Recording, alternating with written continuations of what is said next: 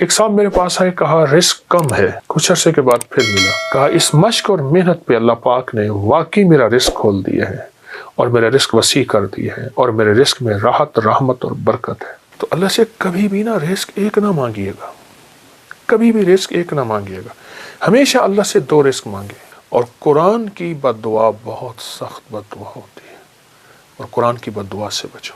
ہمیں دنیا کی کائنات کے خزانے مل گئے، رزق روحانی نہ ملا، ہم کنگلے ہیں، ہم یتیم ہیں، ہم مسکین ہیں، ہم مفلس ہیں، ہم در بدر ہیں، ہم فٹ پاتیے ہیں، ہمارے پاس کچھ نہیں ہے، اور ہمیں رزق روحانی مل گیا تو انشاءاللہ ہم کامیاب ہیں۔ فرمایا جو بندہ اللہ کی رضا کے لیے اپنی آنکھوں کو بھوکا رکھے، یعنی اللہ نے جہاں کہا وہاں دیکھے، کانوں کو بھوکا رکھے، اللہ نے جو سننے کے لیے نہیں دیا نہ سنے، اپنے پیٹ کو بھوکا رکھے یعنی روزہ رکھے، اپنے قدموں کو بھوکا رکھے، اپنے ہاتھوں کو بھوکا رکھے، اپنے جذبوں کو بھوکا رکھے، ہاں جذبوں کو بھوکا رکھے، اندر کی طلب، اندر کے جذبے، اندر کے ولولے، اندر کی سوچ، اندر کی کیفیتیں کیا ہیں، اپنے جذبوں کو بھوکا رکھے، اپنے کانوں آنکھوں کو بھوکا رکھے، اپنے پیٹ کو بھوکا رکھے۔ میں اللہ پاک خوش ہو کے کہتے ہیں میرے بندے، میں تیری نسلوں کو فقر سے بچاؤں گا، غربت سے بچاؤں گا، تنگ دستی سے بچاؤں گا۔ ساری دنیا میں زمین تانبے کی بن جائے، سورج سوا نیزے پہ آ جائے، اگنے اگانے کے لیے کوئی چیز نہ ہو، پر میرے بندے تجھے میں بھوکا نہیں رکھوں گا اور تیری نسلوں کو بھوکا نہیں رکھوں گا، اور غیب کے خزانے سے انہیں کھلاؤں گا، اور غیب کے خزانے سے انہیں پلاؤں گا، اور غیب کے خزانے سے ان کو کھلا پلا کے تجھے بتاؤں گا کہ میں ایسے کھلاتا ہوں اور میں ایسے پلاتا ہوں۔ میں آپ کو ایک عجیب واقعہ سناؤں۔ ایک صاحب میرے پاس آئے، کہا رزق کم ہے، میں نے کہا اپنی نظروں کو پاک رکھ، اپنے کانوں کو پاک رکھ، اپنے جذبوں کو پاک رکھ، اپنی تنہائیوں کو پاک رکھ۔ مجھ سے کہنے لگا ہو گیا، کوئی وظیفہ بتائے۔ میں نے کہا یہ بہت بڑا وظیفہ ہے، اور اس میں مشق کرنی پڑتی ہے، اور اس میں محنت کرنی پڑتی ہے، اس میں بہت سارا کچھ جو ہے وہ نچھاور کرنا پڑتا ہے، اور بہت سی چیزیں چھوڑنی پڑتی ہیں اس ایک چیز کو حاصل کرنے کے لیے۔ چلا گیا، کچھ عرصے کے بعد پھر ملا، مجھ سے کہنے لگا بہت مشکل کام بتایا، میں تو اس کو آسان سمجھتا تھا، پر میں نے اس کی مشق کی ہے، اس پہ محنت کی ہے۔ تو میں نے اس پہ ملا کیا؟ کہا اس مشق اور محنت پہ اللہ پاک نے واقعی میرا رزق کھول دیا ہے اور میرا رزق وسیع کر دیا ہے اور میرے رزق میں راحت، رحمت اور برکت ہے۔ یہ کمال چیز ہے اور زبردست چیز ہے۔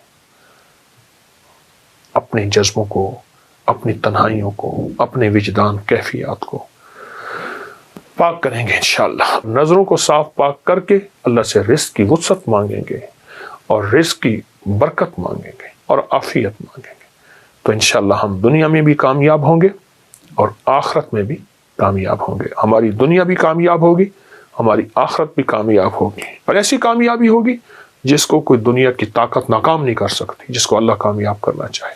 اللہ سے دو رزق مانگنے ہیں، اے اللہ رزق روحانی بھی عطا فرما، رزق جسمانی بھی عطا فرما۔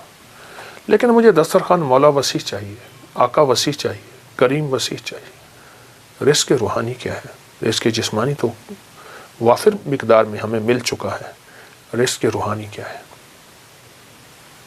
یہ تسبیح، یہ ذکر، یہ اعمال، یہ تلاوت، یہ گناہوں سے بچنا، اس کی نافرمانی سے بچنا، کملی والے پہ درود و سلام، اور حضور کے آل و اصحاب سے محبت، یہ اولیاء کا ادب، یہ سارا رزق روحانی ہے۔ اللہ سے دونوں رزق مانگنے ہیں، رزق جسمانی بھی اور رزق روحانی بھی، اللہ سے دونوں مانگنے ہیں۔ دونوں رزق اللہ کے خزانوں سے لینے ہیں ہم نے، اور اللہ کے خزانوں سے دونوں رزق انشاءاللہ ملیں گے۔ عمر رضی اللہ تعالی عنہ کا ایک فرمان بتاؤں۔ آپ کا فرمان ہے، مجھے اس بات کا فکر نہیں کہ دعا قبول ہوتی ہے یا نہیں، مجھے تو اس بات کا فکر ہے میں کتنا وقت دعاؤں میں لگاتا ہوں، کتنا وقت دعاؤں میں لگاتا ہوں۔ اچھا، ہاتھ اٹھا کے دعا مانگنا ایک بہت بڑا عمل ہے۔ کچھ دعائیں ایسی ہوتی ہیں جو اللہ اور بندے کے درمیان ہیں، اور وہ دل کے اندر سے نکل رہی ہوتی ہیں، اور دل کی گہرائیوں سے نکل رہی ہوتی ہیں، وہ اندر کی کیفیتوں سے نکل رہی ہوتی ہیں، وہ اندر کے وجدان سے نکل رہی ہوتی ہیں۔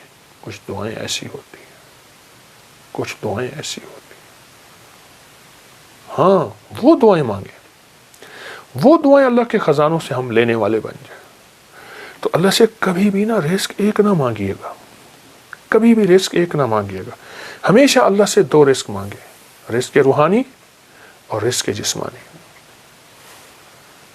روحانی رزق آج تک نہیں سنا، وہ یہ ہے، اچھا ہمارے گھر میں روحانی دسترخوان لگتا ہے، جسمانی دسترخوان تو لگتا ہے، ٹیبل پہ نیچے کہیں دسترخوان پہ لگتا ہے، کیا روحانی دسترخوان بھی لگتا ہے؟ اس کو سوچیں۔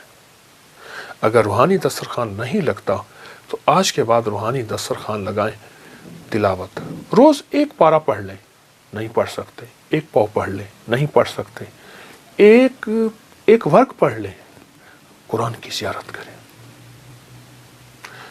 میں ایک مری میں ایک جگہ جانا ہوا تو وہاں انہوں نے کہا ہمارے گھر میں کسی نے جادو کیا ہوا ہے، ہمارے گھر میں مشکلات ہیں، مسائل ہیں، الجھنیں ہیں، ناکامیاں ہیں، پریشانیاں ہیں، بہت زیادہ پریشانیاں تھیں۔ تو اللہ پاک نے دل میں ڈالا، کشف وغیرہ کے دعوے تو کر نہیں سکتا، میں نے کہا آپ کے گھر میں قرآن کی بد دعا ہے۔ اور پھر میں نے انہیں ایک واقعہ سنایا۔ ایک بہت بڑے درویش تھے، وہ ہر سال ایک جگہ جاتے تھے، چند دن وہاں گزارتے، لوگوں کو اللہ اللہ سکھاتے۔ تو انہوں نے کہا حضرت ہمارے ہاں قریب ایک گاؤں ہے، بستی ہے، ان کے لوگ بہت پریشان ہیں، آپ وہاں بھی تشریف لے جائیں۔ وہاں گئے تو واقعی پریشان تھے لوگ، گھروں میں بیماریاں، جھگڑے، طلاقیں، تکلیفیں، مشکلات، بندشیں، مسائل رزق کے، گھر کے، اولاد کے، بہت پریشان۔ حضرت نے وہاں سے وہاں پہنچے تو غور سے سارے نظام پہ توجہ فرمائی، دیکھا۔ آپ نے فرمایا تمہارے گھروں میں قرآن کی سسکیاں سن رہا ہوں اور قرآن کی بد دعائیں سن رہا ہوں، اور قرآن کی بد دعا بہت سخت بد دعا ہوتی ہے، اور قرآن کی بد دعا سے بچو۔ حیران ہو گئے کہ قرآن بد دعا دیتا ہے؟ فرمایا قرآن کی سسکیاں بھی ہوتی ہیں، قرآن کی بد دعائیں بھی ہوتی ہیں، اس سے بچو۔ ان پڑھ ہو، نہیں پڑھ سکتے، قرآن پاک اٹھاؤ، چومو اور باوضو، اور اس کی ہر سطر پہ پہلا کلمہ پڑھتے جاؤ، ہر سطر پہ پہلا کلمہ پڑھتے جاؤ۔ اور اگر پڑھے ہوئے ہو، ایک پارہ پڑھ لو، آدھا پارہ پڑھ لو، ایک پاؤ پڑھ لو، تھوڑا پڑھ لو، زیادہ پڑھ لو۔ میری درخواست یہ ہے، اللہ سے رزق روحانی منوائیں، اللہ میری نسلوں کے لیے رزق روحانی عطا فرما۔ ہمیں دنیا کی کائنات کے خزانے مل گئے، رزق روحانی نہ ملا، ہم کنگلے ہیں، ہم یتیم ہیں، ہم مسکین ہیں، ہم مفلس ہیں، ہم در بدر ہیں، ہم فٹ پاتیے ہیں، ہمارے پاس کچھ نہیں ہے، اور ہمیں رزق روحانی مل گیا تو انشاءاللہ ہم کامیاب ہیں۔